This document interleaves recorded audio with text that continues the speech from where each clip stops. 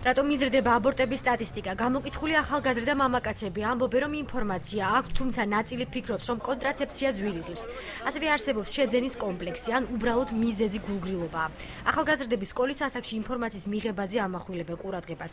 სტატისტიკის მიხედვით აჭარაში 2011 წელს აბორტის 2912, ხოლო 2012 წელს 3364 რეგისტრირებული შემთხვევა დაფიქსირდა.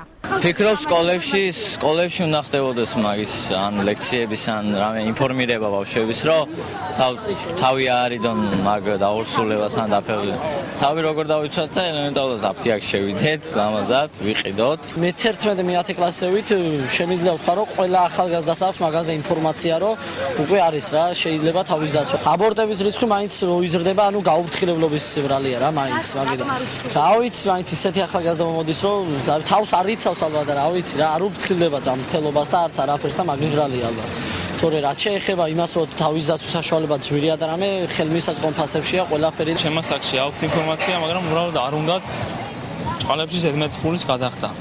თავის დაცვის საშუალებები და შესაბამისად ძვირი შეიძლება არ არის, მაგრამ ეს არის მათთვის ზედმეტი ფული. მეან გინეკოლოგის ინფორმაციით განსაკუთრებით გაზრდილია აბორტები 15-დან 19 წლამდე გოგონებში და ამის მთავარ მიზეზად ინფორმაციის არ ქონას ასახელებს. ექიმი თავის დაცვის საშუალებების სიძვირეს არასაკმარის მიზეზად მიიჩნევს. აბორტის რაოდენობა წინა წლებში მოდიოდა 20-35 წლის ასაკამდე, 40-ისათვის მისი რაოდენობა ნაკლები, ეხლა წამოიზარდა 15-19 წლის ასაკში.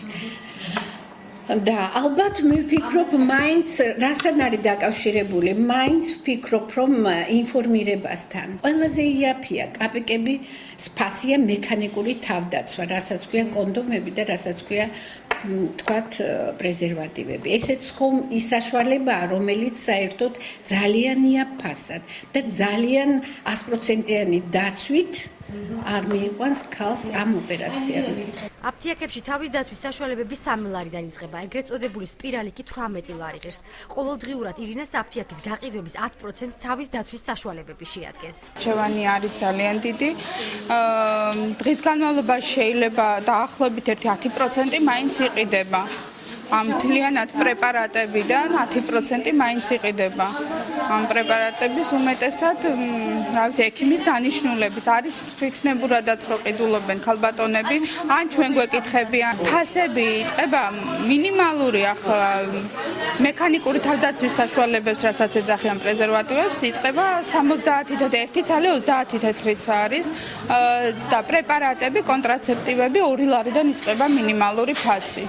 აჭარის საზოგადოებრივი ჯანდაცვის ცენტრის ხელმძღვანელის მოადგილე ნინო ნიჟარაძე ამბობს, რომ ამ ეტაპზე ცენტრალური სამინისტროს კომისიის რეკომენდაციებს ელოდებიან.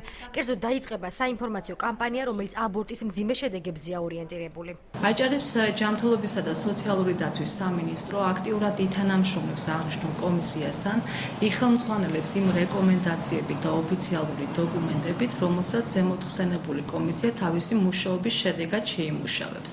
სავარაუდოდ ამას საინფორმაციო კამპანიის სახე ექნება, მომზადება ვიდეო რგოლი და მოსახლეობას მიეწოდება ინფორმაცია აბორტების ჯანმრთელობაზე მავნე ზეგავლენის ირგვლივ. აჭარის განათლების სამინისტროს თემაზე თუ როგორ დაეხმარონ ახალგაზრდებს სკოლის ასაკშივე კონტრაცეფციების შესახებ ინფორმაციის მიღებაში ამ ეტაპზე არ უფიქრიათ.